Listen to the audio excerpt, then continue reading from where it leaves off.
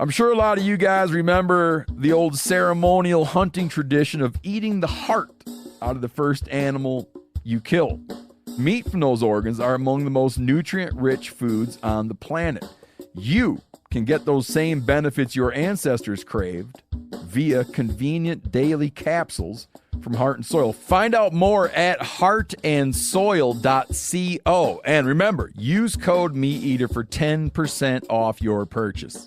There's nothing like snook hook sets at dawn or catching a tarpon in the moonlight. Find your next fishing trip made easy on fishingbooker.com and experience the magic of the Sunshine State or any other destination on your fishing bucket list. Book a blue water adventure in search of sailfish or go snapper fishing with the kids. With over 6,000 captains and trips to choose from, planning your next one just got a whole lot easier. Download the Fishing Booker app on the Google Play or App Store or visit them online at fishingbooker.com to book your trip today.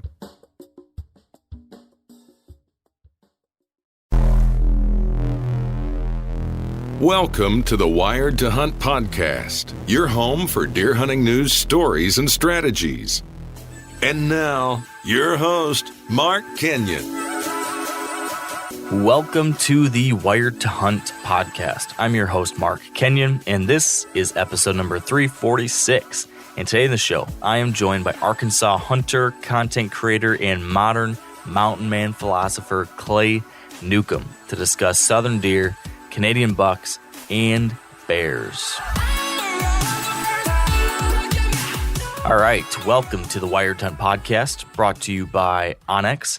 Today's guest is Clay Newcomb, and I'm glad to have him here with me today because I think giving these times, these trying times here during spring of 2020, it's kind of nice to just switch it up a little bit.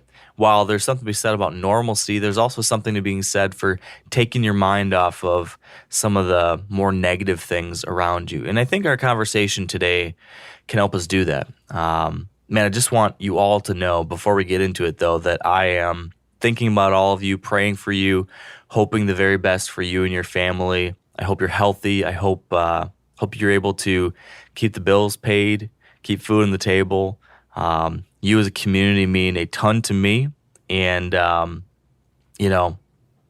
just hope that we can all push through this and come out the other side healthy, happy, and doing as best as we possibly can. I'm really just pulling for everyone.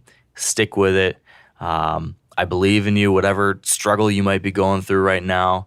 If you're part of the Wired Hunt community, you got a lot going for you. So that said, I do hope this podcast can help you take your mind off of whatever negativity might be out there right now, whether it's just the news or whether it's some kind of challenge you're going through yourself. This podcast, I think, can put a smile on your face because Clay Newcomb is an interesting dude, a fun guy, a great person to talk to. It's probably likely you're familiar with Clay, but if you're not yet, I think you will. He's making a great name for himself within the hunting community. He's a damn good hunter. He's got his head on a swivel. He approaches his hunting and how he shares his hunting message, I think, in a thoughtful manner. And he's just a great storyteller.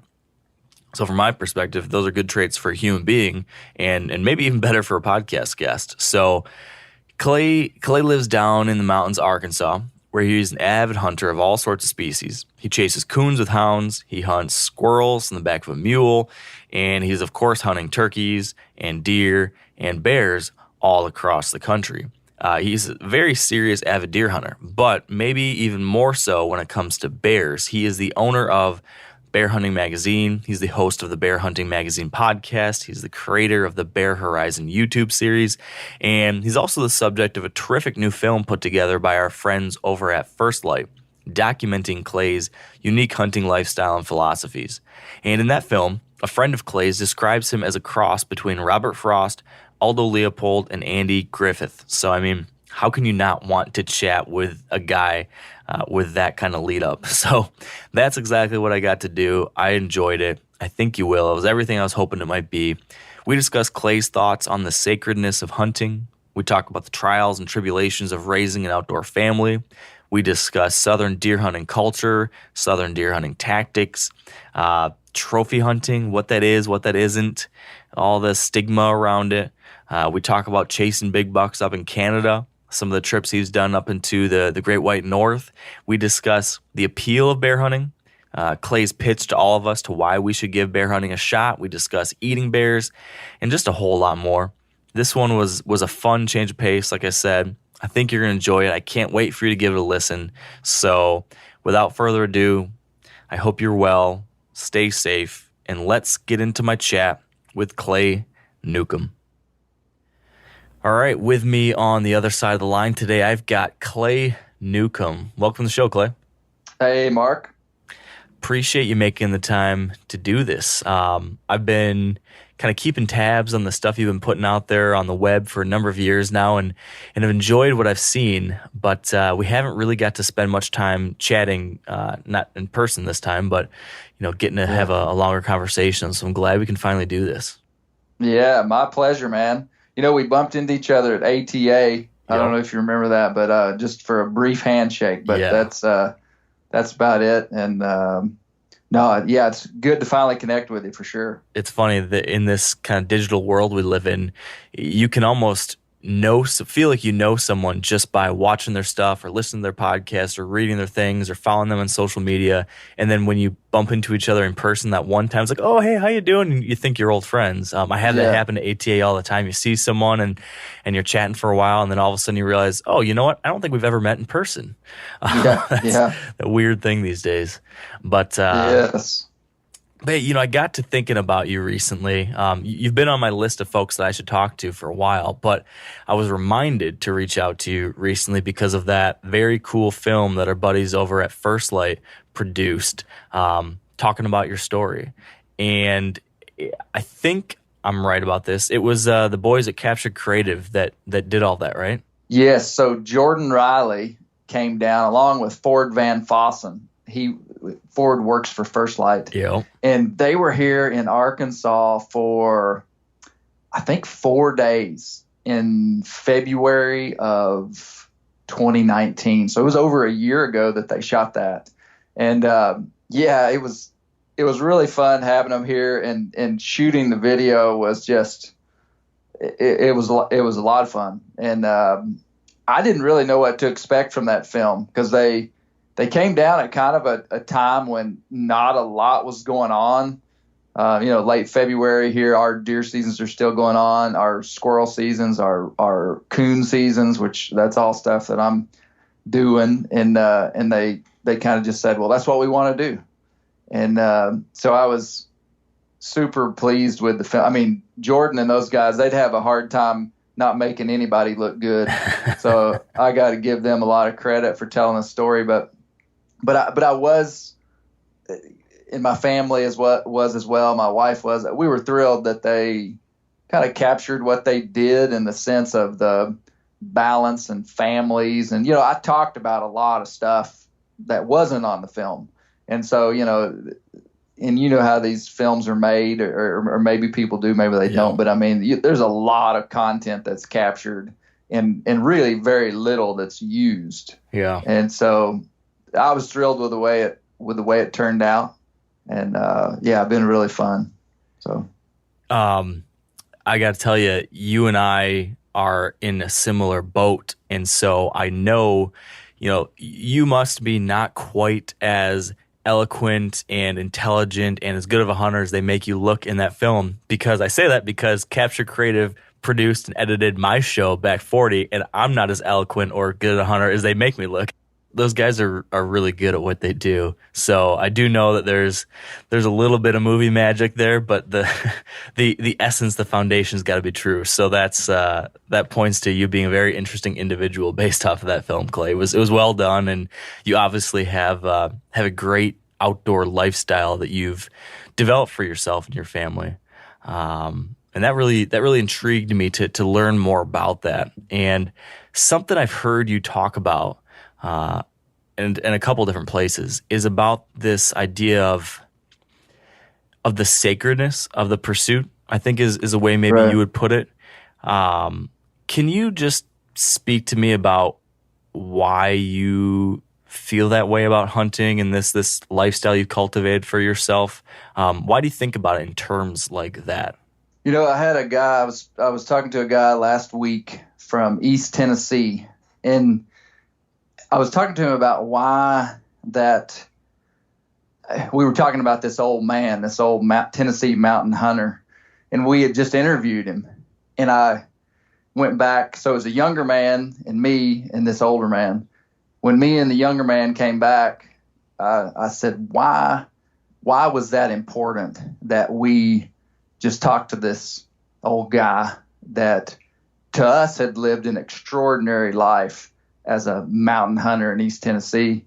And he said, what makes life worth living is that some things are just sacred. Some things are just set apart as things that we deeply value. And they could be nuanced things that maybe somebody else wouldn't understand. And to me, hunting has just always been that. I feel like that inside of hunters, there is this sense of sacredness inside of all of us. Some people it's really strong. Other people it might be less.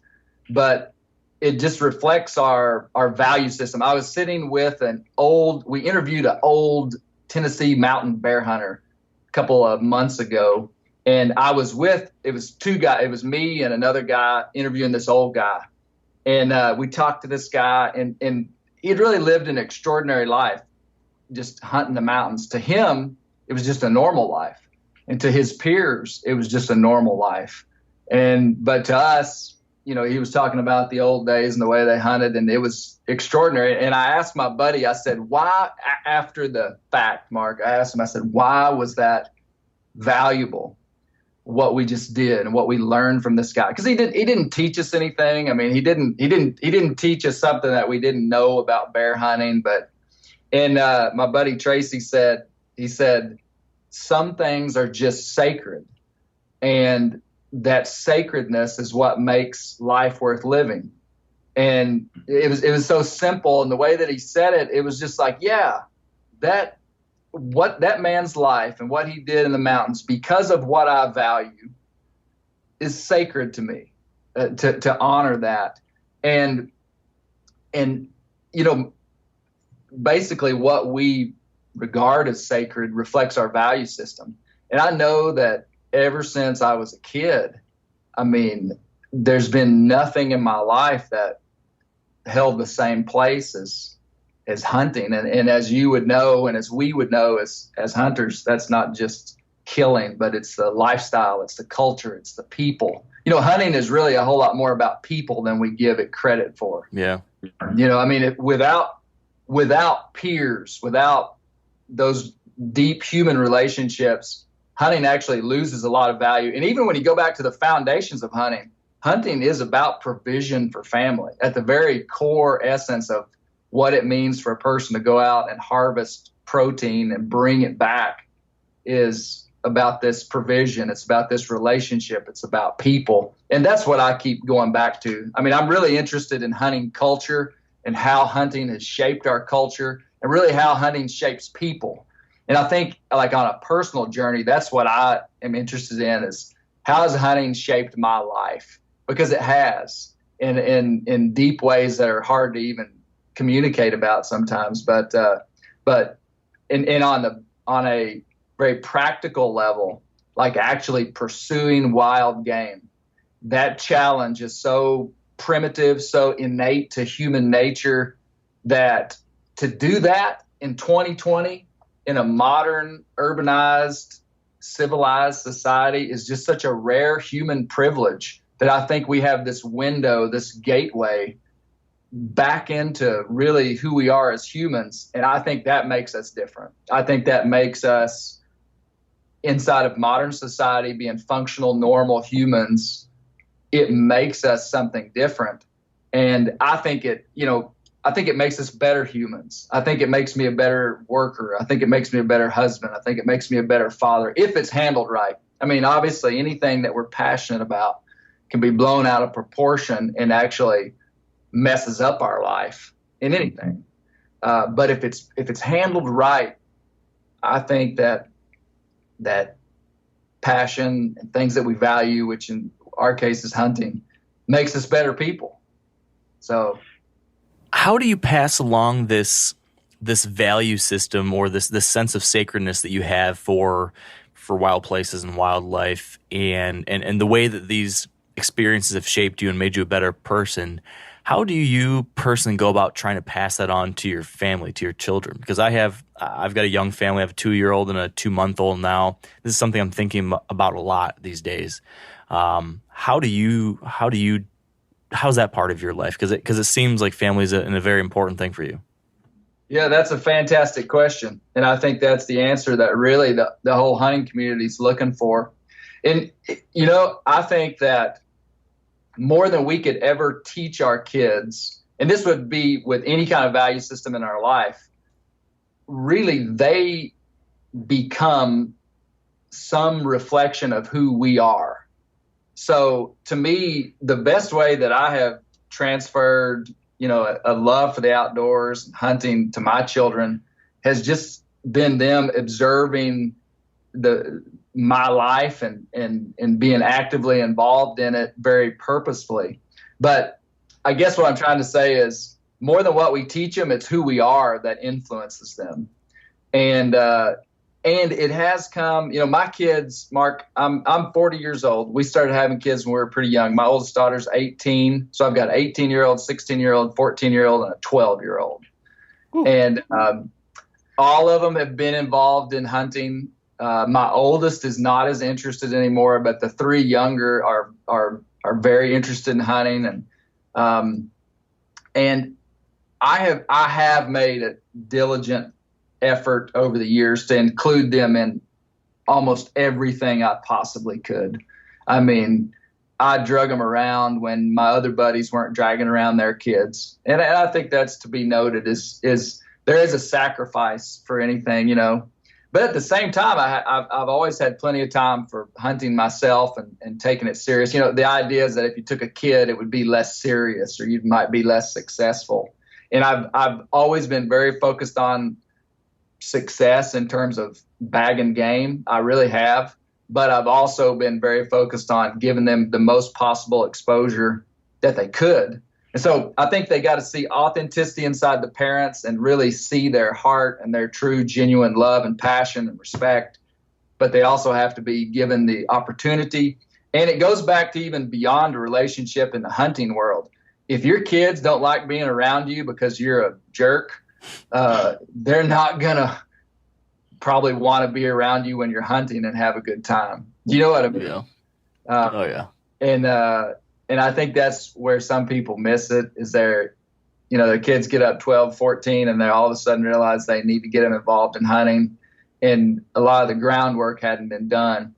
And so I think it's a holistic picture of providing them that opportunity and just being authentic, just having an authentic relationship with your kids, There's this inherent catch-22 or there's this risk factor, I think, in taking your kids out with you for all these things, taking them along for all these adventures. I'm making assumptions here, but I'm imagining there's this always potential for them to see something or experience something or see you in a moment where hunting or you or this whole thing isn't as pretty as you want it to be. You know what I mean?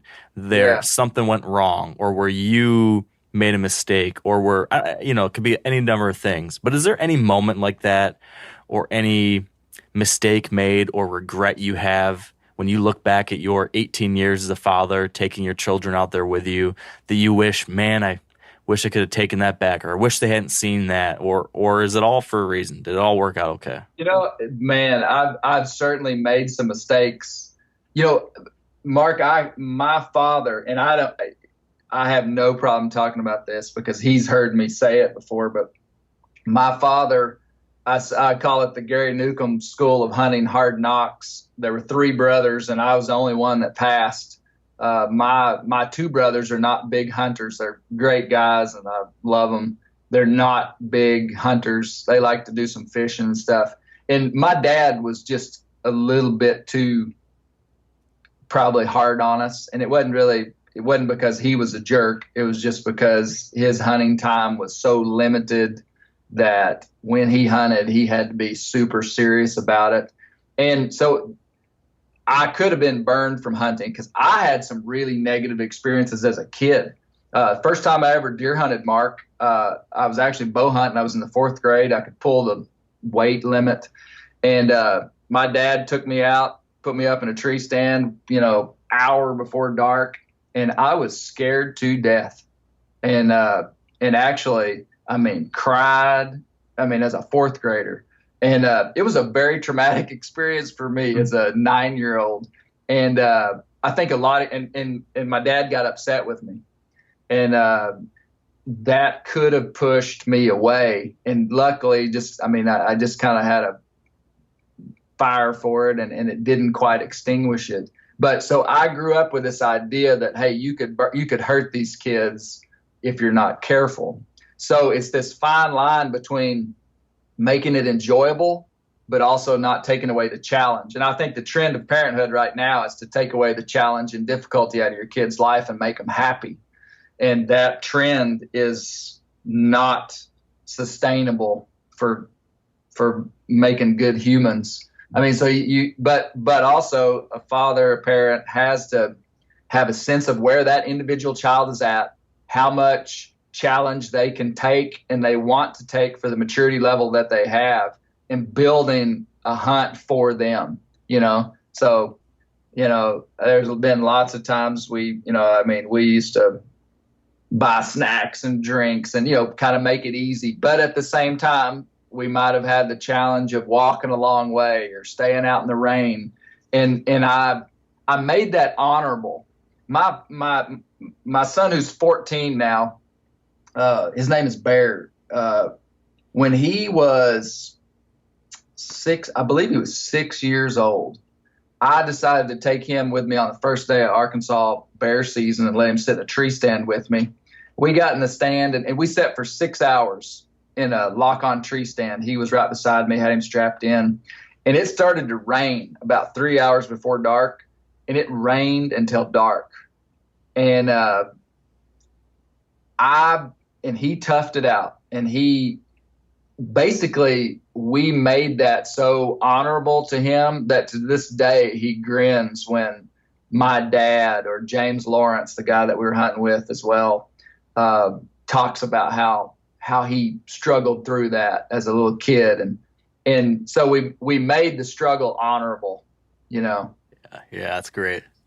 I can definitely see the appeal, or I see how that would work. And I've always thought about that same fine line you have to walk between seeing hunting as something that you want to make fun for your kids versus seeing hunting as something that is a tool for personal development. And a friend of mine had always talked to me about how, an important thing for kids to learn, especially through outdoor activities, is the ability to become comfortable with discomfort. And I think that's great. But at the same time, you always hear these horror stories about how someone made it too miserable for their kids and now they never want to do it. So I think your experience and example there is helpful. When you're thinking about all this or talking about all these things, it seems like you value history. It seems like both in our conversation already and then just in seeing some of the work you've put out there into the world, there's this awareness of the context that you're now a part of, both, in our current space today and historically. Where does this, and correct me if I'm wrong on that, but where does this come from? What inspired you? Were there books or films or people, anything that has stoked this fire within you to live a life like this? Can you point to anything, or is it just your dad and happenstance? I think to not understand where we have come from as hunters and to just participate kind of blindly inside of this, to me, kind of personally felt a little bit irresponsible. And so that's kind of my curiosity and intrigue about our past. And I'm really intrigued about, what I think is interesting in people is a deep connection to place. And so I'm really interested in Arkansas and hunting here in the Ozarks and Ouachita's, as well as lots of other places. But just because I live here, like I go out in these mountains and hunt deer and bear and turkey, and there's just this, I mean, I just know I'm not the first one that's done this. And a lot of the ways that I think have been influenced by people that have come before me. And so I just really enjoy learning about Ozark history and Ozark hunting and kind of where we came from. Because I think what we're trying to do, Mark, as a hunting culture, really, and whether people realize this or not, and some people wouldn't care, but I know inside the hunting industry, we're trying to define our relevance in a modern time. And, you know, and it's easy to define the hunter's relevance in times past. And so I think we're trying to figure out, like, why are we still relevant? And maybe I have a little bit of a persecution mentality being involved in the bear world so much, because it's kind of the low-hanging fruit for the anti-hunting community. So we receive kind of a lot of persecution, maybe a little bit hot of a word, but probably accurate. So, you know, we're just trying to define our relevance, and I think that comes from our history. And, you know, from a practical sense, like me liking traditional bows and mules and stuff, I think that's just maybe a result of just growing up in rural Arkansas. What's funny is that my dad hates traditional bows. I mean, he's just like, why would you do that? Why would you go backwards? Why would you limit yourself so much? So I didn't really get that from him. But it may be kind of one of the old father-son pendulum swing deals, you know, where he likes something. So not to spite him, but just because traditional archery was something new. And you know, we didn't grow up with mules and stuff, but my dad always kind of thought mules were cool. And because I've looked deep inside why I like mules and this kind of stuff so much. And anyway, I think he really honored that kind of stuff in the culture he saw around him. But he was never into that kind of stuff, really. He was into backcountry hunting. He hunted a lot in the backcountry in Arkansas. And I don't know. I hope that answers your question, Mark. Yeah, it does. But it gives me another question, which is how do you answer that existential issue that you just described that we're all facing within the hunting world, which is our relevance? If someone were to walk up to you today and say, this stuff that you're doing, this stuff that your whole world now revolves around, that you're teaching your kids, that you make a living from, how is that still relevant today? Wake up, man, look at the world around you. You're a relic of the past. How do you respond to that? Well, I think there's two answers right off the bat. Is that historical precedence does matter in human cultures. I mean, in biological precedence, I mean, we are predators. I mean, that's a strong argument. We eat meat to stay healthy. That's a massively strong argument. And then you get into the ethics of using animal confinement protein versus a wild animal protein. And, you know, you can go down that trail. But to me, the linchpin, and I like that word. I've kind of been, I used it just the other day. I've used it before, but I actually looked it up to make sure it meant what I thought it meant. But I've been there before. I've done that. A linchpin is something that is vital to an enterprise or an organization. And in the literal sense, a linchpin is a pin that's put through the end of an axle to keep the wheel on an axle. The linchpin to me of our relevance is an understanding of the North American model of wildlife conservation, and how, because of hunting, not in spite of hunting, that we have the most robust big game populations in the world here in North America, despite urban sprawl, despite modern civilization. I mean, so to me, that is our relevance, is that, hey, what we've been doing for the last 100 years has worked to preserve wild places and to preserve wildlife. And man, that's why we're relevant. And then because that's a real functional relevance. I mean, like really, if somebody understood that, now people most of the time that aren't interested won't listen long enough to truly understand it because it's complex. I mean, it's weird to say we are killing animals in order to save them. That's kind of an odd shaped pill, but sometimes the truth is hard to swallow. That's what I like to say, is that it is an odd shaped pill. But if you listen long enough, North American model, and I've been reading this book by Valerius Geist and Shane Mahoney. Ben O'Brien did a podcast with Valerius Geist. Yep.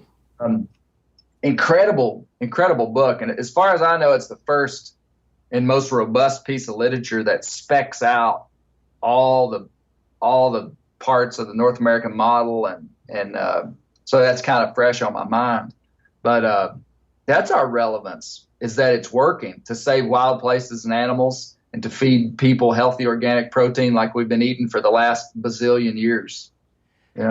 So I'm going to keep on throwing out some devil's advocate, or a typical response you might hear from someone who has an adversarial position to this might be, well, you can say that, but all you guys really care about is the stuff that you can shoot. Or you say that, but then you look at another piece of wildlife like a wolf or a coyote, and all you want to do is shoot, shovel, and shut up and get rid of them because they're killing your deer. Right. How do you respond to that? That's one of the criticisms of the North American model, is that it has not taken into account non-game species. But to me, that actually proves our point even more. Where animals are hunted, they're valued, and that value produces protection and management and those animals doing well in modern times. And so for someone to say, well, yeah, but what about, the songbird that's, being endangered right now and his habitat that's being tore up? I would say, well, maybe we should start a hunting season for that songbird, because then they'd probably do better. That's a joke. But really, that's the logic. I would just say that's really the depth that I could go into that, Mark, is that I would say you have just proven my point. So yeah, sure, we've not dedicated our lives to saving this animal or that animal, but we have dedicated our lives to saving these 29 big game species and all the small game species, rabbits, squirrels, quail, turkey, and look how they're thriving, so. Yeah, it's a strong foundation to stand on. And I think you can always point to the fact that most of those species are, what's often referred to as keystone species. So as long as, if those are protected, then you have this trickle down effect that positively influences so many others. So, but yeah, these are the questions that we're getting asked all the time now, and probably even more so every decade from here forward, right? So it's good that there's people like you thinking about this stuff, and I'm glad you got a platform to share your perspective, because I think it's a good one. It's a helpful one. I think we need, the broader hunting community. Mark, think about it. Back in it would have been kind of before our time, but like back in the 70s, nobody would have known a thing about white-tailed deer in terms of the level of knowledge that we have today about their biology and their needs and how they're managed and all these different aspects of white-tailed deer hunting. But today, the average whitetail hunter probably could take a written test, and get more answers right about deer, every aspect of deer, than even the experts could in the 70s. And what happened was there was a cultural shift. Media started focusing on whitetails, and this is a great thing. And then all of a sudden, 30 years later, we have this general base knowledge that's really high. I think that's what's got to happen in the general hunting community for the stuff that we're talking about right here, the North American model. I didn't grow up knowing any of that stuff. I doubt you did either. And it's like, that's got to be on the tip of our tongue, not in a defensive position, but most people aren't out to get hunting. Most people just don't know, so your friends and family and the people you come into, if these things are on your mind and kind of part of how you think about hunting, they'll come out in the way that you talk and communicate and act, and people respond to that when they see that there's been some reasonable and intelligent thought that's gone into this, and it's not just barbarians out trying to kill stuff. Yeah, that's exactly been my experience too. It's just generally curiosity, and then typically surprised encouragement once they start to learn more about it. So speaking of curiosity, then I want to hear a little bit more about something you alluded to a second ago, which was this culture that you grew up within, specifically maybe on the deer hunting side, because this is one area that I have not spent enough time in myself. So I just, you see it a little bit in the media, you hear a little bit about it, but you don't know anything until you've lived it. Tell me about just what that hunting and deer hunting culture is like in Arkansas or your part of the country there. Yeah. So, Arkansas would be a heavily forested area. I mean, naturally it would have been almost 100% forested. I grew up in the Ouachita Mountains in an area of big national forest. I mean, the town I lived in, just about any direction that you drove, once you got out of town, you were in national forest. And so it was kind of what we would call mountain hunters. A lot of guys hunted big national forest, hunted the mountains, and it was tough hunting. It's way better today. There's more deer than there were when I was growing up, but there weren't many deer. And guys, so there were two ways that people hunted. I mean, there was just kind of the standard, still hunter, tree stand hunter that was hunting sign in the mountains. But there were a lot of guys that ran dogs too. It's one of the few places in the country where you can still run dogs for deer. And so that was a kind of a big part of the hunting culture. And I wasn't big into running deer with dogs, even though I did and had, as a kid, we did that. Yeah, so my dad started hunting in the early 1970s, got a bow, and he describes it like he grew up in a town of maybe 30,000 in western Arkansas.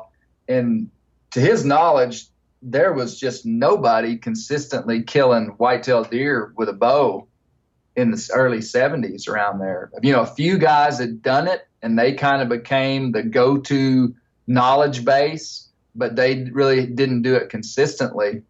And my dad's kind of personal hunting story and claim to fame, which ultimately impacted me, was he wasn't a deer hunter. His father wasn't a deer hunter. His father was a hunter, quail hunter, but not a deer hunter. Is he just went out in the woods and just started pounding around and found out that deer ate white oak acorns, and found out that if you found a white oak acorn tree that had about 10 piles of deer droppings under it, you could hang up a stand and kill a deer.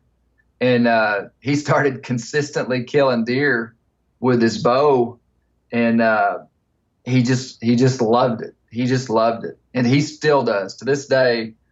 My dad camps and hunts public land in Arkansas, and there is nothing that gets him more excited than a white oak tree dropping acorns with deer droppings under it. And it's the good stuff. Yeah. And so I grew up just bow hunting. Dad wouldn't let us hunt with a gun. He was like, if you're going to be a hunter, you're going to be a bow hunter. And it wasn't anything against guns. That's just what he did, And so that's what he wanted us to do. And so that was kind of the other side of the Gary Newcomb School of Hard Knocks, was that we had to learn to bow hunt. And it was years before I killed a deer. I mean, my friends were killing deer with guns, and it just ate me up, and I hadn't killed one. But finally I did kill one. And after I killed one, the string of success started to happen more regularly. And so really I started off as a deer hunter. I really did, and still love deer hunting just as much today as I ever have. So what's the deer hunting like in that neck of the woods now today? You said it's better, What is that? How you still hunt? Do you look for a white oak, find some droppings, and set up underneath it, or how do you go about it now after you've been doing this for so many years and grown yourself as a hunter? How do you approach it? So there's three ways that we're hunting. Dad, when we're hunting in deeper southwest Arkansas, you start getting into the Gulf coastal plain of Arkansas, and it's a lot of timberland. So there'll be these massive clear cuts and pine plantations, and they'll leave hardwoods along the creeks. And when you're hunting down there, really the only place to target deer is along those creek bottoms where their white oak acorns fallen or whatever kind of oak is bearing fruit. And so down in that part of the country, and that's where my dad hunts, man, we wouldn't really hunt funnels necessarily. We wouldn't hunt saddles. We would hunt individual white oak trees that were dropping that day and had fresh deer sign. But I don't hunt down there with him as much in that setting. You move up 40 miles and you get into the big national forest. And there's less deer in the big national forest. There's more deer down in the clear cuts and pine plantations a little bit further south. Less deer in kind of the mature oak, hickory, pine climax forest of the Ozark and Ouachita Mountains. And much the deer population is way lower just because of the habitat. The last 20 years they hadn't logged as much. And when I hunt there, Mark, I'm hunting terrain features. Food is usually pretty broadly dispersed because you got these massive contiguous stands of hardwoods. And so if the acorn's made, then there's acorns everywhere. Or if, let's say, the acorn's just made on tops of the ridges for whatever reason, well, there's acorns on every ridge top. And so what I would be looking for is for buck sign, certain ridge tops, saddles, fingers, heads of hollows that had buck sign, and wherever that buck sign would be, typically they're making that sign there because they're traveling there because there are does there. And so we're hunting a lot more travel corridor type areas in the mountains. In our mountains down there, close to 3,000 feet, and can be really rugged and steep, and wind is really difficult. In the mountains, the wind just swirls. I mean, it's just so hard to get a predictable wind. That's what makes it so difficult. So that's kind of my national forest hunting. And then the best deer that I've killed in Arkansas, I've come off private land. And up here close to where I live now, so I'm talking about 3 different spots here, where I live in Northwest Arkansas now and have for the last 20 years, I've hunted pretty extensively on private land. And here we've got cattle pastures and hardwood timber. And these cattle pastures, sculpt the land in such a way that travel corridors are much easier to identify just because it's not all woods, And so I'm hunting pinch points, just like funnels in between cattle pastures. I've done some food plot stuff. We can bait deer in Arkansas, and I'm not above baiting some deer at different times, and even using that as a way to take inventory on a property and then hunting the deer somewhere else. But we have some good deer in Arkansas. We really do. Every year they're taking Boone and Crockett animals out of Arkansas. It's not common.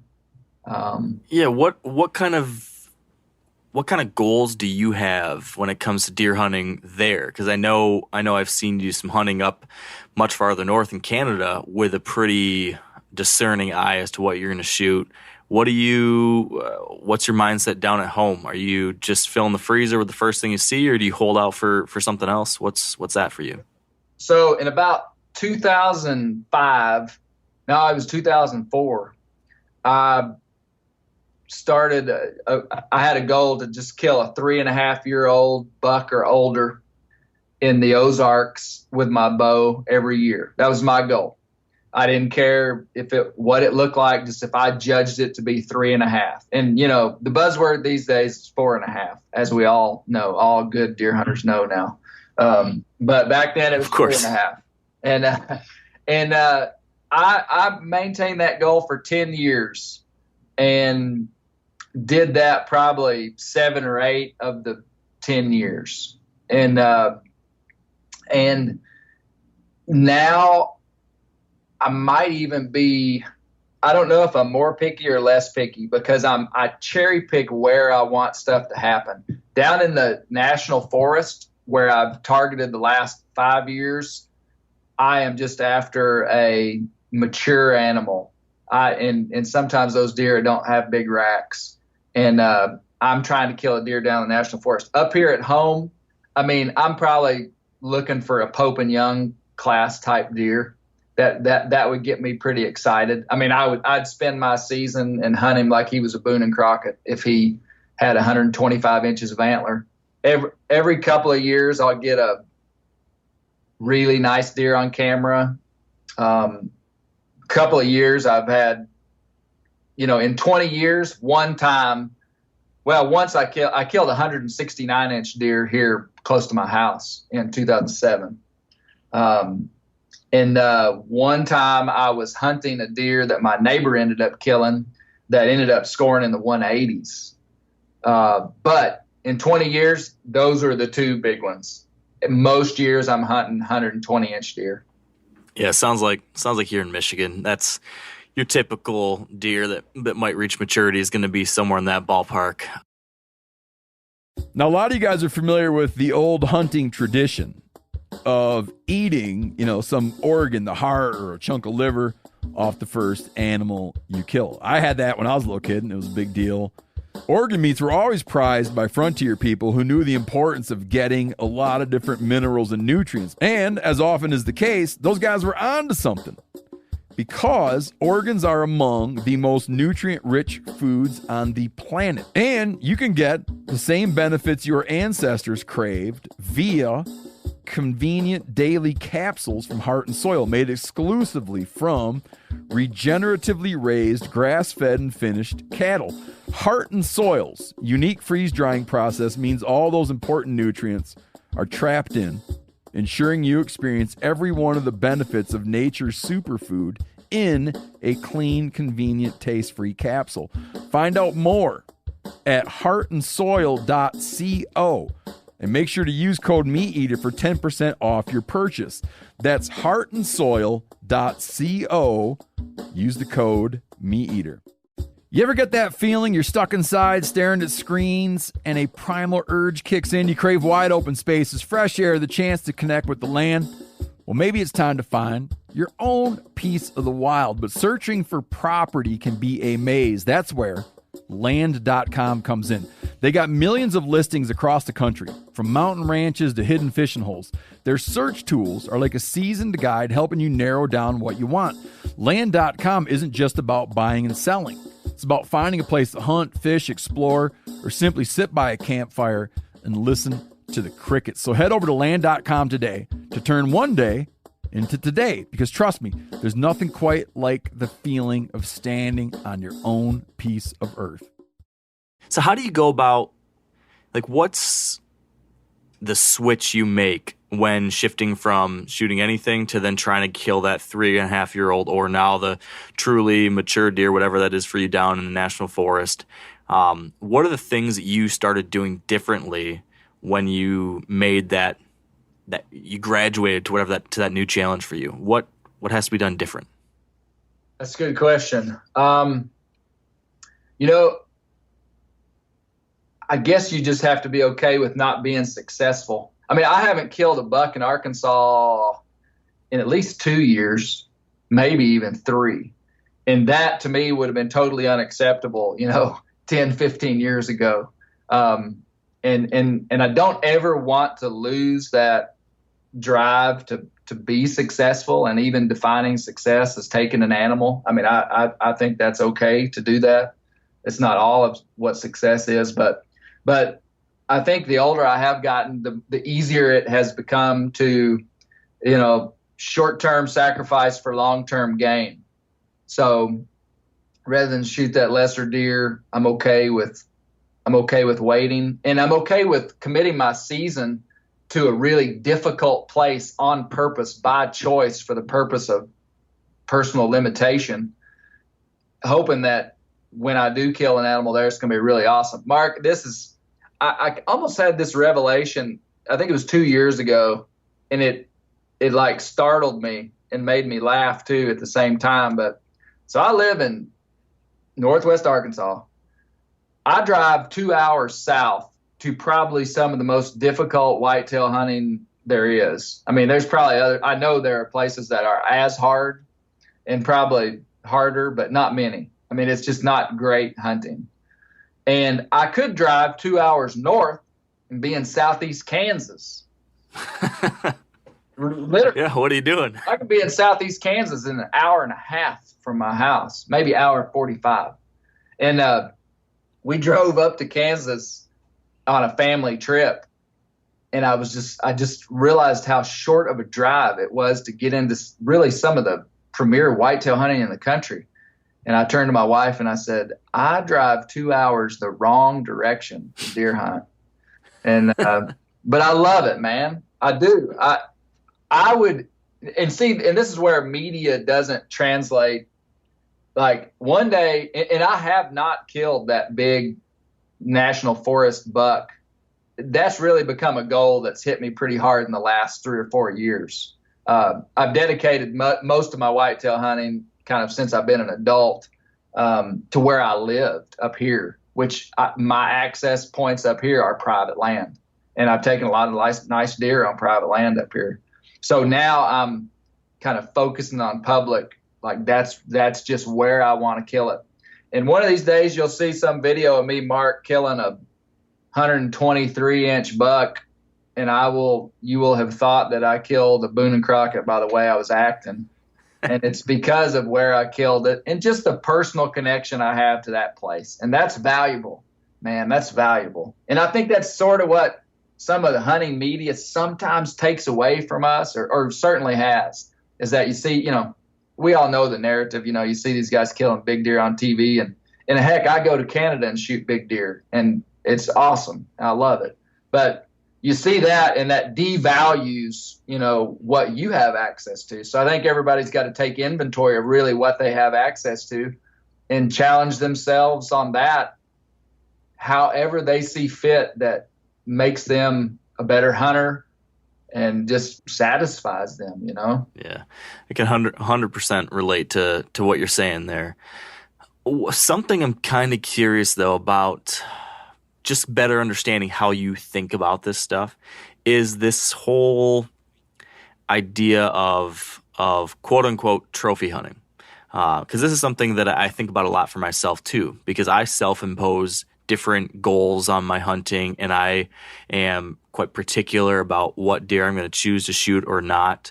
And you'll sometimes get these accusations, you're a trophy hunter, or why are you a trophy hunter, or something like that. And I don't like that word, I think, because it has all these very negative connotations now. I feel like, especially non-hunters, when they see that, they assume something much different than what is experienced by someone like me, who might be a selective deer hunter, or whatever it might be, a goal-oriented deer hunter, or whatever. I'm just kind of curious how you put words to that choice you've made. Well, and Mark, you may have heard this before, but maybe others wouldn't have. But I'm not afraid of that word trophy hunting. Because if we get down really to the original definition, trophy hunting is what saved North American wildlife. I mean, this idea of indiscriminate killing of the 1800s and this market hunting culture where if it's brown, it's down, females, juveniles, whatever was killed. The Boone and Crockett Club was formed in 1887, and they basically quantified what a mature male species of all the animals that we hunt were.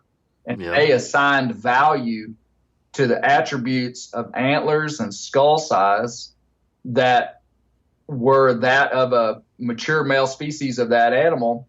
And so they were the first guys that said, hey, it's officially cool to kill the big ones and let the juveniles and females go. I mean, they were the ones that did that. And we now reap that inside of our culture.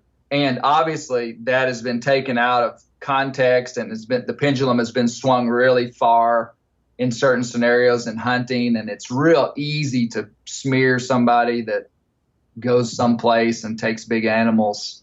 So I guess what I say if somebody were to say, Clay, you're a trophy hunter, I would say, if I was being facetious and trying to pick at them, I would say, you betcha I am. And that's why, and that's what saved North American wildlife, and begin my spiel. But I think there's honor in being selective. And, you know, I mean, what are you going to do? Are you going to be selective for the small ones? You know, I mean, right. And Mark, I know I'm preaching to the choir, talking to you, but I would point people back to be selective is self-imposed limitation, which is good for everything involved. It's good for all the animals that we pass. It's also good for a human to have self-restraint, purposeful self-restraint. So I just have no problem being selective and trying to target the old ones. You know, and obviously you get back even to the biology that an older mature male has already contributed to the gene pool. His extraction from the population results in really very little loss from the overall population. You know, you take out a female, you've taken out a lot of possible production for generations to come.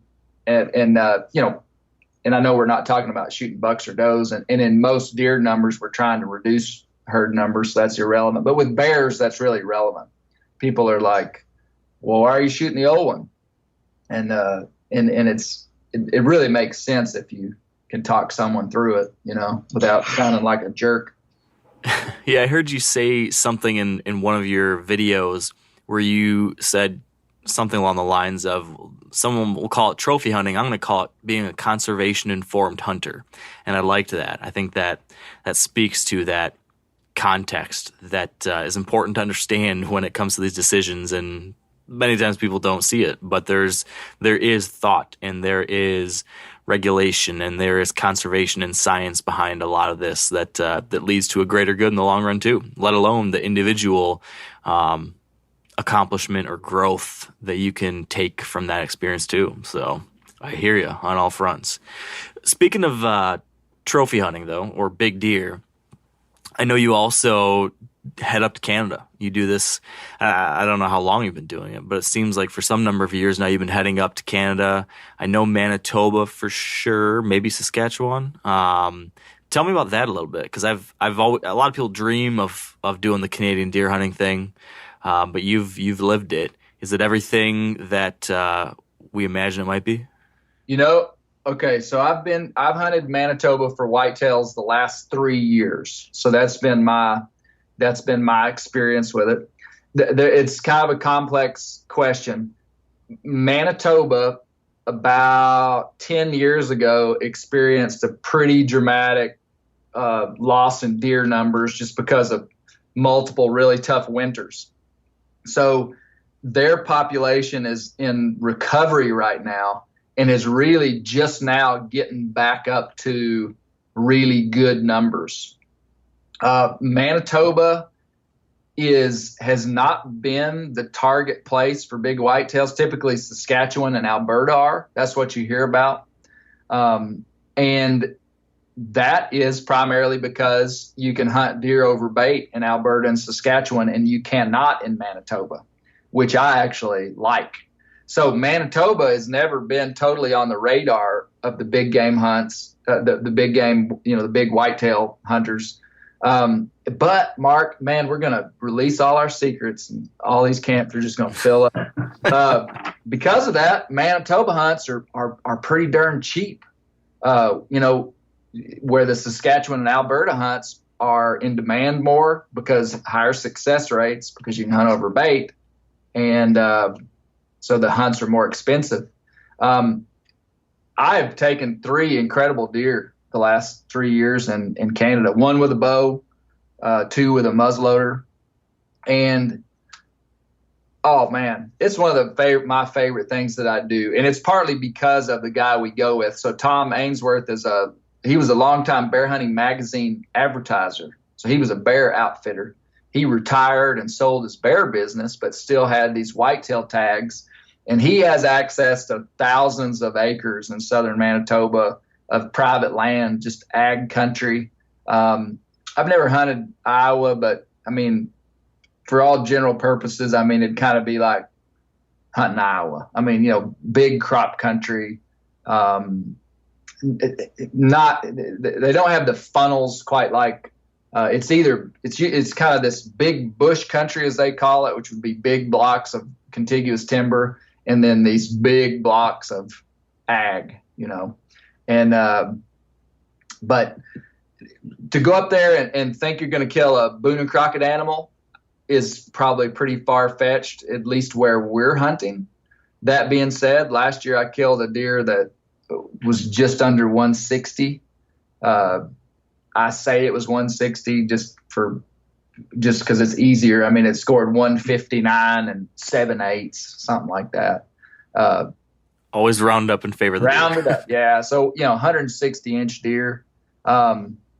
I've taken several people up there with me, just friends, and they always are disappointed, and I want to just kick them in the shin because they're like, oh, okay, so we're going to be hunting like 180, 170-inch deer. And I'm just like, no, we're not. They're just probably not there. You could kill one that big, but probably won't. And the truth is, those guys that are a little bit disappointed that we're not hunting 170-inch deer go up to Manitoba and flip out when they see a 140-inch deer that's just massive and chocolate horned and a beast, a 250-pound animal. Most guys are way happier with a quote unquote lesser scoring deer than they realize, especially when it has mass, No, I killed a 160-inch deer and then a 152-inch deer with my bow. And then I killed a deer that I don't even want to say the score, but if you saw this deer standing beside either one of the deer that I killed, you wouldn't have known which one to shoot. But the deer only scored in the 130s, a big, gnarly, old 8-point. Golly, really, if the 160, the 150, and the 130 were standing in the field, you would have to really look at them to know which one to shoot. They were that big.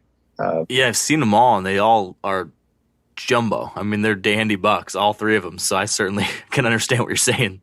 Yeah, but people that just think about score, wouldn't really understand that. But no, it's a lot. It's a lot of we see a lot of deer up there. I mean, when I first started hunting Canada, I thought I would sit all day and see 2 or 3 deer.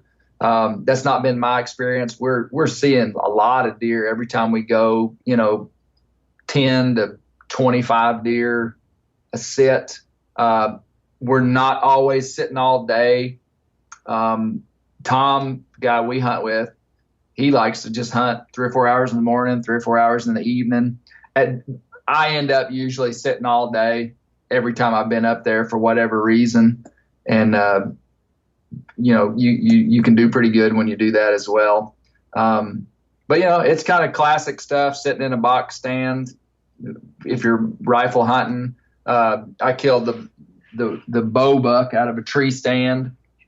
Obscure places to hunt, man. If you're a pretty proficient deer hunter, down in this part of the world, and you go up there, it'll blow your mind where you can kill deer up there. I mean, and it's an outfitted hunt, but Tom is real good about letting you just kind of do what you want and kind of collaborating with you. But the first year I went up there, Mark, Tom had seen a big buck in a field. He was just like, Clay, this morning I saw a big one right out there. He said, I think we ought to go hang a stand out there. And I was like, oh, okay. And, I was thinking, this isn't going to work. And we went to the back corner of this field. You could see a half a mile in front of me. And There wasn't any deer sign to speak of. And we just threw up a ladder stand, drove the truck up to the corner of this field, threw up a ladder stand. I climbed up in the tree and he drives off. And I'm just sitting there thinking, there is no way a whitetail deer is about to walk past me, number one, and not see me sitting in this tree 12 feet off the ground in a poplar with no leaves. And number two, that a mature buck is going to walk by within 40 yards of this tree. And man, in an hour and a half, I'd killed that 150-inch deer. He never even looked at me. I mean, if that deer in Arkansas would have spotted me in a flash. I mean, those deer they're just different. I don't understand it fully, but they are not nearly as aware as our deer. Nice to go to a place where they're not quite as pressured and constantly on edge, that's for sure. Yeah, I know it's like that where you hunt, Mark. Super edgy, pressured deer, big time. Yeah, it's nice to enjoy the other side of things every once in a while.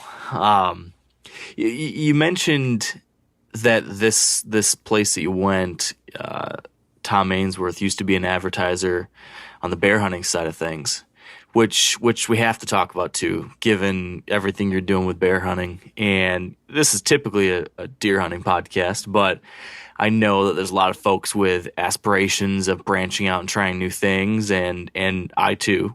And bear hunting's been one of those deals that has been on my radar for a long time. I've only bear hunted once, and it was just for a couple days out in Montana.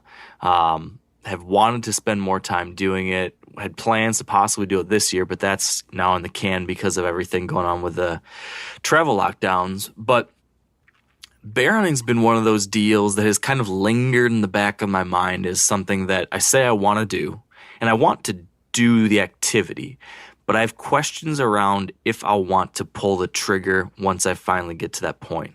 Because I find I find every animal fascinating, beautiful. I love deer, these animals that I hunt and kill all the time. But for some reason, there seems something a little different. I don't know how to quite put a finger on it, but with a bear, a black bear or grizzly, I think I'd probably feel even more so with a grizzly. Something unspeakable, I don't know, that just would give me pause about doing that. At the same time, I still want to go out and try. So I don't know where I stand on this. I don't know how I would react to the moment. But I'm just kind of curious if any of that resonates with you. Have you ever struggled with something like that? Do you ever find yourself thinking, do I really want to in that moment? Because you're obviously, you care about these animals a whole lot. You're fascinated by these animals. Does any of this make sense, or do I sound like a wacko? Well, if I hadn't heard it before, Mark, I would think you were a wacko. But because I've heard it before, I don't. You're supposed to laugh, man. You're supposed to laugh. I'm laughing. There you go. Okay.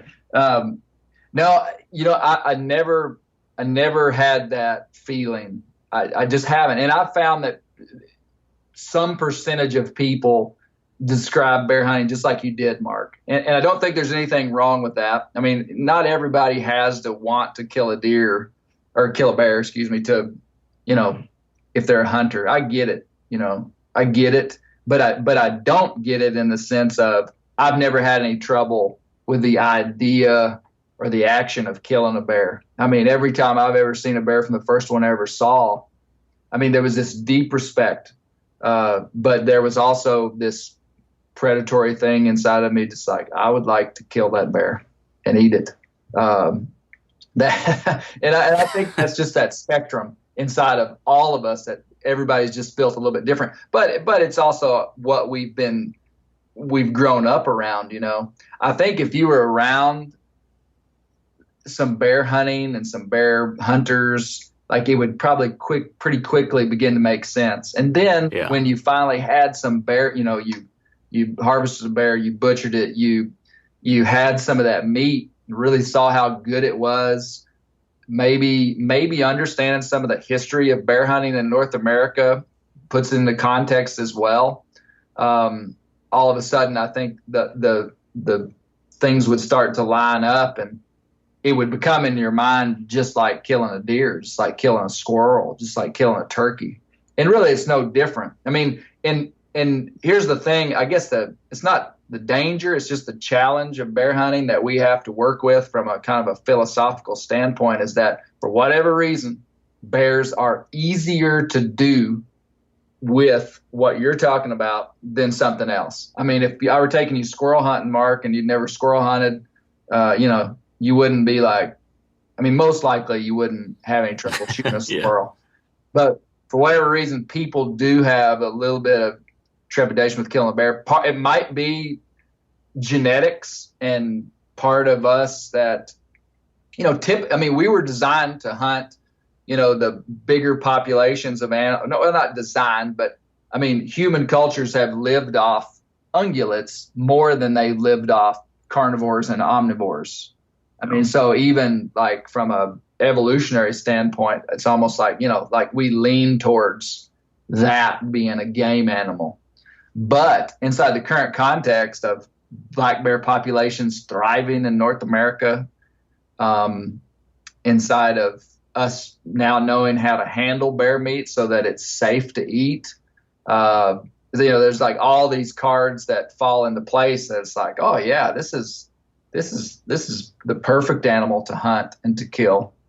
And Mark, I say this a lot too, if we're talking philosophy, really there's not another big game animal that we utilize from a wildlife commodity standpoint more than a bear. I mean, and here's my argument with that. We use the meat, we can render down the fat, and granted, not everybody does that, but more and more people are rendering bear fat and finding all kind of great uses for it. So we're using the fat, and then probably 90% of the bears that are killed their hides are tanned. And so you back that back into whitetail deer, and nothing against whitetail deer, but probably 4%, 2%, 5% of whitetail deer hides are tanned. Nobody's rendering fat off a deer. You're pretty much taking horns and meat, So if from a wildlife usage standpoint, we use more of a bear than just about anything else on a big, broad scope, Yeah, it's a great point. But it also then brings to mind one of the perplexing things I've found about the regulation of bear hunting in America. Oh, okay. And that revolves around salvage requirements. Yes. And that I'm no expert on this, so I'm just taking this from things I've heard in conversation. So I know you'll understand this better than I do. So correct me on all this. But as I understand it, some states do not require you salvage meat from a black bear kill. And in Alaska, at least most places, I think this is right, I've heard the same thing applies, that if you kill a grizzly, you don't need to take the meat. And many people do not. Tell me if I'm right on that, first off. And then secondly, why is that the case? How is that the case? How is that defensible? Yeah, well, you're right. I believe there's just a handful of states in the lower 48 where wanton waste laws do not apply to black bears. And honestly, that's got to change. I mean, I am a massive proponent, and I would imagine that in the next 10 years, we will see all that change. It needs to be regulated just like any other game animal. So that is kind of an antiquated thing of the depredation vermin mentality past. Not that long ago, there were bounties on bears in a lot of states, right, and mountain lions and stuff, so they just weren't viewed as a game animal. So Mark, you're 100% right. And ultimately that's just got to change. And, from again, kind of going back to this idea of the persecution mentality kind of shaping our worldview in the bear world, is that, shucks. I lost my train of thought, Mark. I got distracted looking out the window here. That's okay. You're making a good point though about the fact that does need to change because obviously, I want to hear a little bit more from you on this note, but there is this old myth that bear meat's no good, and people are seemingly finding more and more often that that's not the case in most cases. So I'm glad to hear that you think that will change. It seems that's hard to defend our hunting of an animal if we're not taking its meat in that kind of situation. So yeah, that makes a lot of sense. No. What I regained my train of thought here. What I was going to say, Mark, is that persecution mentality of bear hunters. There was a fairly recent study done that said like in the high 70th percentile of Americans were okay with modern hunting if we use the meat for food. So that's a big challenge in the narrative of bear hunting, which we're trying to change, is that, hey, we're eating these animals. And so that's where the laws have to catch up with what we're doing in modern times. And you know, in the last 5, 8 years, 10 years, you know, eating bear meat has become a lot more popularized. People have started to experiment with it more, and the narrative's totally changing around bear meat, and it's really good, you know. Yeah. So talk to me about the next step of that, because definitely it seems like there's been a lot more momentum around eating black bears. But you hear much, much less about grizzly. And now with the whole debate raging around the endangered species listing and delisting of grizzlies, this is something now that's going to become, you know, it's going to continue being an issue as that debate continues, as folks say, well, if we're opening up a grizzly bear season, but you're not, you know, you're just doing it for a hide and a skull and all that. Talk to me, what's your experience with that? I know you've killed a grizzly, you've killed a brown bear. Have you eaten brown or grizzly bear? What's that taste like? What do you think? Honestly, the brown bear is a different story to me because they are highly carnivorous. And so, you know, it's kind of like, it goes back to even like predator hunting. Well, it goes back to why we're hunting them from a conservation standpoint. You know, like where I killed the brown bear in Alaska, that was a 2-bear area. I could have killed 2 brown bears as a non-resident because it was a moose. It was a targeted area where they were trying to get moose to come back. So many brown bears, they were hammering the moose calves. And there's tons of research on that, tons of research. They've put video cameras on brown bears and have captured individual brown bears killing up to 17 moose calves in a single season. So it goes back to, you know, we in the one of the tenets of the North American model is non-frivolous use of wildlife. Well, there's some wildlife that we take and the primary purpose is not meat, and I think that's okay. Like if I go out and shoot coyotes off my property, you know, I'm not shooting that animal for meat, and I'm just kind of okay with that, you know. When we coon hunt, now we do eat coon some, but we are primarily not harvesting that coon for meat. He's a fur-bearing animal. You know, we're harvesting him for his fur, and his absence from the landscape benefits all these other species. So grizzly are a little bit different, and it's a hot button, and I don't have my narrative really polished. Again, back to the idea, why are we hunting brown bears? They will shoot brown bears out of helicopters if hunters don't go in and kill brown bears. So if brown bear meat in some cases is almost inedible because that animal's been eating fish and different things, then does that mean that we shouldn't hunt them and that we should let somebody shoot it out of a helicopter because we're not eating the meat? you see where I'm going? I mean, yeah, it's tough. It's so the brown bear is a different story. Now, if they opened up a season in the lower 48 for grizz, I'd be the first one there starting a fire, roasting a grizzly bear ham over the fire and eating it. I mean, like, there are places where, yes, that needs to be done.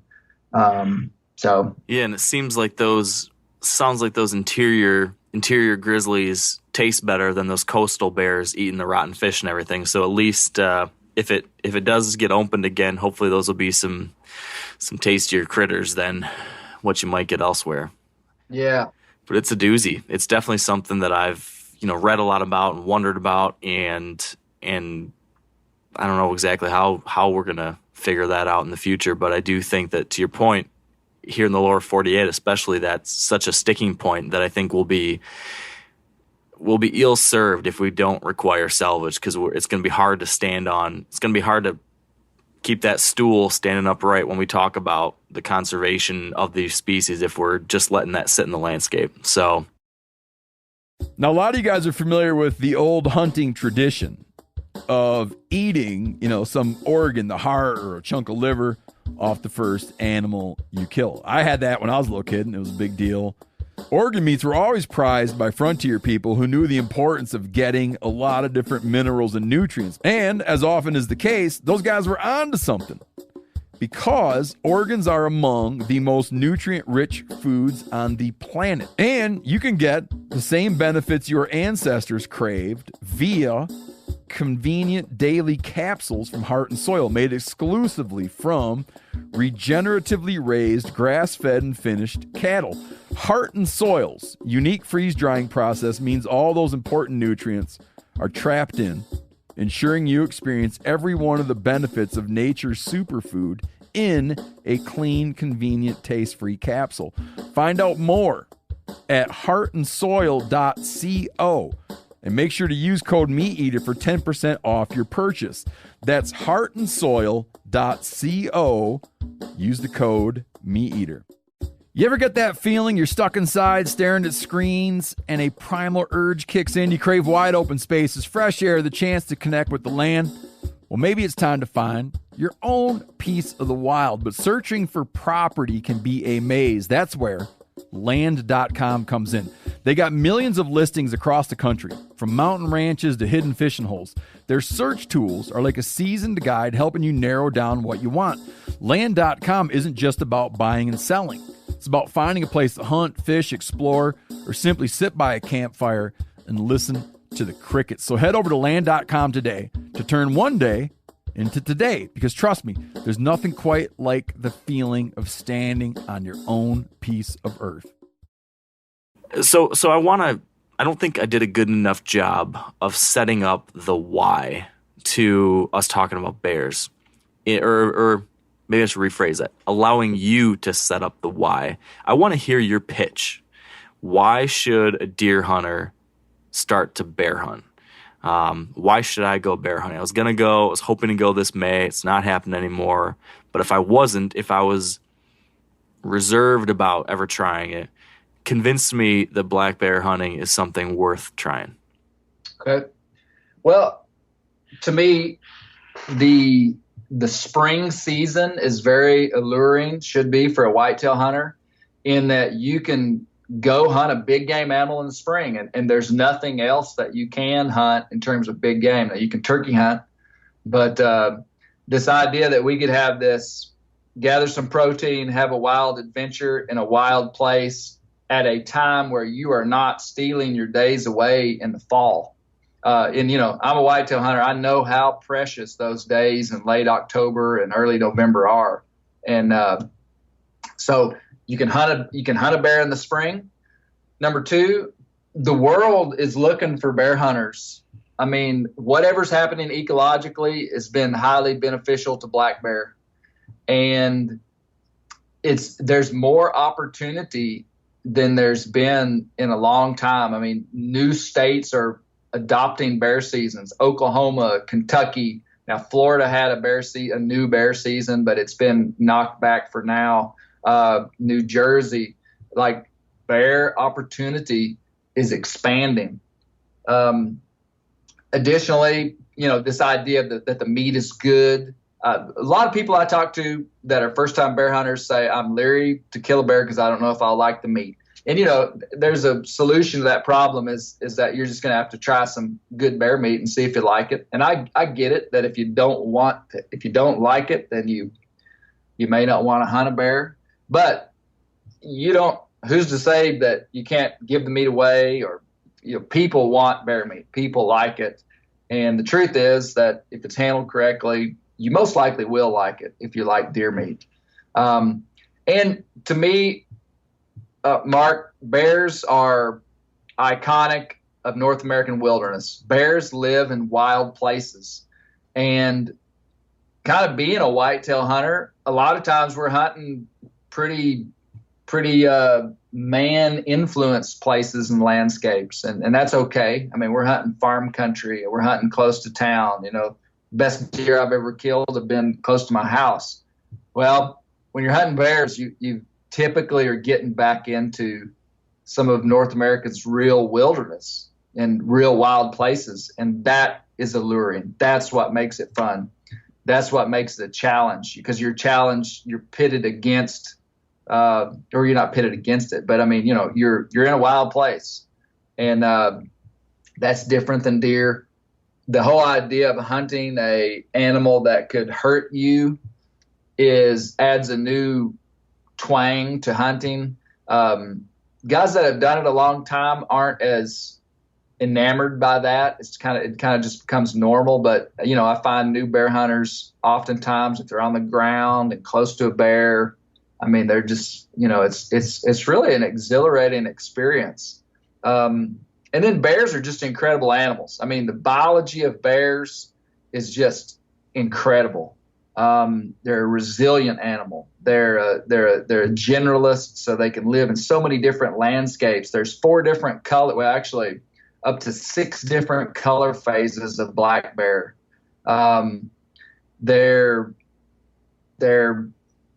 just all these unique little nuances inside of hunting. The different techniques. If you're in the Southern Appalachians, there's one way to hunt a bear out there, and that's it being treed by hounds. If you're out west, there's one way to kill a bear out there. That's to go on a classic spot and stalk glassing hunt, and that's awesome. If you're here in the Ozarks, our bear hunting culture is relatively new, to be honest with you, because our bears just in the last 40 years have come back. And so, we can hunt bears over bait, but we're kind of grinding out this idea of hunting bears in national forest without bait on the ground with bows. We call it the sheep hunt of the South because it's a low percentage hunt. It's a difficult hunt. You don't see a lot of game, super challenge. So, you can hunt them that way. So there's diversity, there's good meat, there's challenge. And then there's just the historical precedence of the North American hunter. Man, a lot of the patriarchs of our hunting culture were bear hunters. They identified themselves as bear hunters. Daniel Boone, Teddy Roosevelt, Davy Crockett. I mean, these guys, they were deer hunters for sure, but that's not what they went home and told their wives and kids about. They went home and told them that, hey, we're bear hunters. And I think that's what we're seeing revived inside of the times right now, is that there's kind of this revival of the bear hunter, kind of the conservation minded, intelligent, bear hunter that's really filling a space in that bears need, bear habitat. There's only so much really good bear habitat. And so bear numbers have to be managed to fit that habitat. Bears increase by 10% per year. They get in trouble. You can have 10 deer out in your front yard and not be that big of a deal. You have one bear on your porch eating your bird seed, you got a big deal on your hands. There is more of a need to really manage these populations so that they stay in wild places. And that's a real threat, a real issue. It sounds like a spin or a narrative just so that we can go out and hunt bears, but it's actually not. I mean, it's just the truth. Bear numbers have to be managed or they will end up causing trouble and getting killed. There's places out in California there's places all over the country, but some real specific, unique places in California where these bears aren't hunted and they're just wreaking havoc. So anyway, that's my spiel, Mark. So you convinced me, Clay. And now what I need you to tell me, and I'm speaking as a listener of this podcast, you've convinced me. Now I want to know, I've got a decent budget. I don't have a lot of money, but I've got an average amount of money to go on an out-of-state bear hunt. This is going to be my first bear hunt. I want the quintessential bear hunting experience. Lay out for me what you recommend as that best first bear hunting experience that you think is going to hook someone, for life. Yeah. Well, because of the diversity of ways we hunt bears, there's really not a quintessential experience, because there are two things that I would say is that you could go on a do-it-yourself Western spot and stalk hunt in Idaho or Montana. That would be a classic spot and stalk Western hunt. Odds would be fairly low that you'd be successful.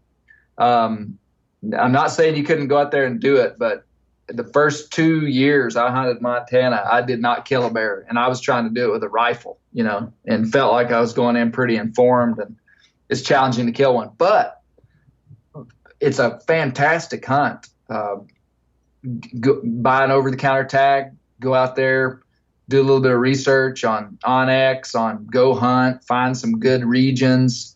Just talk to people. People will tell you where bears are. They really will. They may not tell you where their whitetails are, but they'll tell you where bears are. And do that. So that's category one. Category two is to go on an outfitted baited hunt in Canada. And all I got to say is don't knock it till you tried it. Man, some of the best times I've ever had hunting have been in Canadian bear camps. Some of these hunts are really affordable. I mean, there's places in Quebec where you can go on a 6-day hunt and stay on some beautiful cottage on a lake and fish for under $1,000.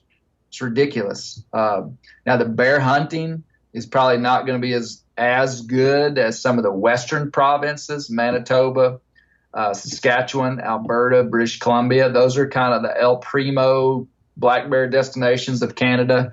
And you're going to be paying in those in the more like $3,000 to $4,000 range for a hunt, more in British Columbia. But those are world-class bear destinations. Man, a baited bear hunt, I have yet to find a hunt where you get to interact with an animal in a more, and I use the word intimate, and because I can't find another way to describe it, but what other hunt are you going to go on where you're going to see tons of animals every day at close range? Not very, super close, can be if you want it to be. But, a baited black bear hunt in Canada is pretty cool. Yeah, it's one of those things that I've seen, and like the bear hunt that seems to appeal to me the most is the first that you described. Going to Idaho or Montana, way up in the mountains, seeking them out, glassing them up, sneaking in on foot. That really appeals to me. But I do see, while I'm not naturally predisposed to be interested in baiting, I do see your point in that it would be fun just simply to see the animals so often, so up close. Just that experience itself, I think that's got a certain allure. And I think I've seen you do it, and many other people doing that on the ground even, and bears coming very, very close. That's got to be an unbelievable experience to have a bear touching your arrow almost. Yeah. Well, there is something really unique about that kind of hunt. In 1 week of Canadian bear hunting, you will interact with bears and see more bear activity than you will in a lifetime of hunting out west spot and stalk. And on a good bear hunt, that's the truth. Last time I was in Saskatchewan, I did not kill a bear. And it was because I was being really selective. And we were at this wilderness bait that literally you would run bears off when you got there, and you would run bears off when you left. And we hunted about 8 hours a day. And we figured in 6 full days of hunting, the longest period of time that we were not looking at a bear was about a 2-hour stretch. So, you go looking at, I never did the math, but 48 hours of bear hunting, and every day we'd have about a 2-hour stretch where there was not a bear within 10 yards of us. We saw bear fights, bear breeding, 3-legged bears, bears with mange, bears climbing trees, bears, coming up to your blind. We saw more bear stuff than you would in a lifetime of any other kind of hunting. So that's the appeal of it, Mark. Yeah, I can see that being pretty interesting. Yeah, I am bummed that I can't do it this year. I really was hoping this would be the year to make it happen. Unfortunately, I can't get a tag here in Michigan, but next year I think it's in the cards. So Yeah. what I want to end with is just a little bit. I'd love to hear from you on why all hunters, or why I think you would say this. Tell me if you think otherwise, but I think you would make the argument that all hunters have a stake in bear hunting, because the attacks on bear hunting, as I've heard you describe it, are often a gateway to the larger enterprise of hunting. I've heard you say that we need to guard the gate. Can you tell me about that? Man, Mark, you've really done your research, man. I appreciate that. So when I came into the bear hunting world, kind of in a professional sense, just through Bear Hunting Magazine, my perception, and really 7 years ago when I acquired this business, was really kind of my first step onto the national bear hunting stage.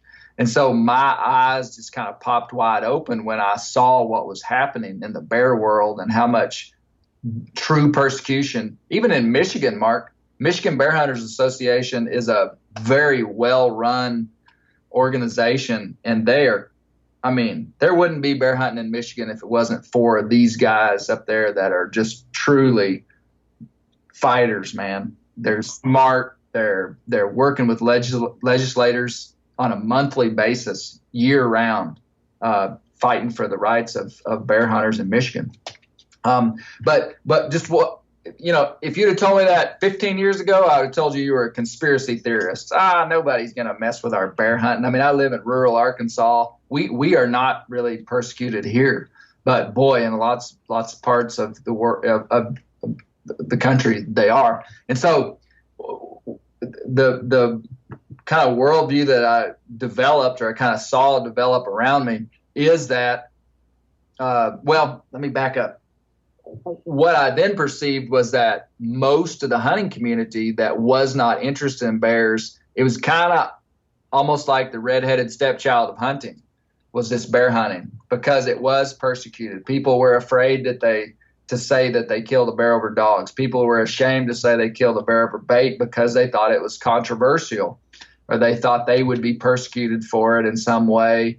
And it was almost like people had this idea that, man, I just wish that would go away. I just wish the controversial stuff would go away. But what I think is the case is that in 2020, we have nothing left to give the anti-hunting community. We really have nothing left to give them. The chaff has been blown away. Maybe in 1900, we had stuff that needed to be chopped off of the North American hunting block. But in 2020, science and all these things have honed us down to a pretty tight little working mechanism that has worked, and it's caused wildlife to thrive, wild places to be preserved. So we got nothing left to give them. And bears are the low-hanging fruit for the anti-hunting agenda. And so we are essentially the gate for the anti-hunting community to come into the hunting world. And so even if you aren't a bear hunter, you should care about the preservation of bear hunting, because we're the lowest rung on the ladder. And if that rung is taken out, then all of a sudden something else is the lowest rung. So we know that the anti-hunting communities, PETA, Humane Society of the United States, they are very vocal that their goal is to end modern sport hunting. I mean, we're not making that up. Like, they are organizations. I did a little research the other day for something I was writing. I want to say that the Humane Society of America, on their 2017 tax return, reported that they had $258 million in the bank at the end of the year. These are massive organizations with massive amounts of money. And they are using that. They're very strategically and incrementally trying to stamp out modern hunting. It's financially beneficial for them. I mean, we're kind of their cash cow. We're easy to portray in a certain way so as to elicit generosity from the uninformed. And so because we don't have $250 million in our bank account to build ad campaigns and do stuff, people like you and me, Mark, I mean, we got to work our tails off if we want this thing to survive generation, you know? And again, I would have said this was a conspiracy theory 15 years ago. I really would have. I mean, I just would have been like, nah, never going to happen. Our hunting is safe. I don't see it that way anymore. And if bear hunting is gone, which I'm leery to say that it's on a trajectory of that, but it absolutely is. And I'll put a caveat. It is on that trajectory unless we do something, which we are doing something. So that is changing the trajectory. But left undone, 20 years from now, basically the legs would be taken out of bear hunting. You would probably just be able to spot and stalk bears, and that's it. If you do that, you take the legs out of bear hunting. No one will be bear hunters. It'd be so difficult, it just would crush bear hunting. And then what's the next thing on the agenda? And this may seem far-fetched, but I don't know. Maybe it is, maybe it isn't. But I mean, you know, what will be the thing that they come after? You know, call an elk, you know? Kind of sounds unfair to me that, you know, these guys use those elk bugles sound just like a real elk. And they go out in the woods in the breeding season and blow that call, and those elk just come running up and they shoot them. That doesn't sound fair to me. You know, yeah, I'm playing devil's advocate. Yeah. I mean, like, the point is that the preservation of bear hunting is really relevant to all of us if we value hunting in general. And that's what I'm trying to do, Mark, is just trying to bring that awareness to people. And really, if we're any group of people that is a minority big time, which we are, I think we're 4.5% of the population as hunters. We're 4.5% of the American population. The only way that we'll persist through time is to unify. And I think we can do it.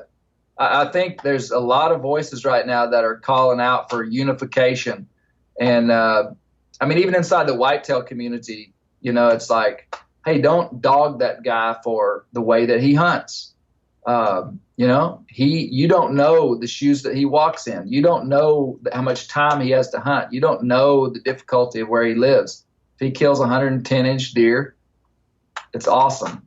You know, don't dog, you know, Mark Kenyon for being selective in Michigan. That's what he wants to do. You know, unification. Yeah, leave me alone. Leave Mark Kenyon alone. You know, just unification. And so that means we have to look outside of our own self-interest, you know? I mean, because there's some people that just don't care about bear hunting. But if they're informed, if they understand the macro picture, they'll be like, you know what? Maybe I should. And I think it starts right. It's really practical. I mean, the solution to changing the hunting culture to a position of unity is that inside your hunting camps, you don't talk disparagingly about somebody that hunts in a certain way or a guy that killed a bear with dogs. You venerate these things, even if you don't want to do it, you know. And I've seen a lot of people kind of turn the corner and kind of go, okay, now I see why it's valuable that there are 17 states that have hound seasons. I mean, this is America, man, and it's working. Bears are thriving. Let the guys run their dogs. You know, hunting over bait. It's like, yeah, I see the benefits of that. To be selective, to set an animal up for an ethical shot, to be able to have a good opportunity if you don't have a lot of time to hunt. It's like all these benefits, and I think us talking about it helps people see that, and will bring unity, which unity produces strength, and that's what we've got to have to combat the challenges that we have, you know. So, yeah, you make a lot of strong points. I'm right there with you. I'm glad that there's someone who's speaking to this stuff, in particular on the on the front with bears, because as you've alluded to, sometimes that side of our hunting community doesn't get as much of that positive advocacy as it probably needs. And you make an interesting point with the guard the gate kind of metaphor for the situation. You're right. I think what's next if we start losing things there? So I hope that coming out of this conversation, there's going to be a lot of people that are maybe a little bit more interested in exploring this whole idea of bear hunting, and if nothing else, at least being an ally to the bear hunting community. If people listening are intrigued, want to learn more about this, and they want to check out all of the many different types of content that you're putting out there into the world, where can they go to find all that, Clay? Most of what we're doing right now is just branded as Bear Hunting Magazine. So they can check out our YouTube channel, which we've got a lot of videos up. So that's Bear Hunting Magazine YouTube. We have a podcast, Bear Hunting Magazine podcast. And then our print magazine, Bear Hunting Magazine. We're the only print bear hunting magazine in the world, and produce a cool magazine. So yeah, that's where people can find us. We're on all the social networks. We're Bear Hunting Magazine, and then I'm on, Instagram just as Clay Newcomb as well. But yeah, perfect. It's good stuff. I've enjoyed everything you've put out, and I'm a consumer myself and enjoying it. So I highly recommend it to anyone else out there. And Clay, I appreciate you taking the time to do this. This is fun. Yeah, thank you, Mark. Really, thank you for having me on, man. One of these days, I'd love to meet one of your mules or learn a little bear hunting from you someday. So watch out. I might be seeking you out. Yeah, let's do it. Let's do it. All right, and that is episode 346. Thank you for listening. Hope you enjoyed that one as much as I enjoyed recording it. As I've been letting you know, make sure to head over to themeateater.com. Check out all of our turkey content. We're just pumping out an insane number of turkey hunting articles.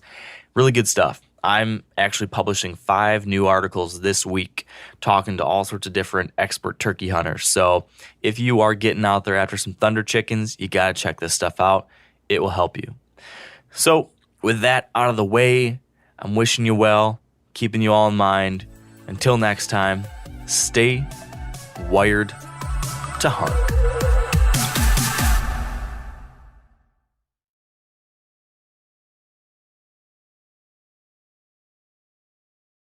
I'm sure a lot of you guys remember the old ceremonial hunting tradition of eating the heart out of the first animal you kill. Meat from those organs are among the most nutrient-rich foods on the planet. You can get those same benefits your ancestors craved via convenient daily capsules from Heart and Soil. Find out more at heartandsoil.co. And remember, use code MeatEater for 10% off your purchase.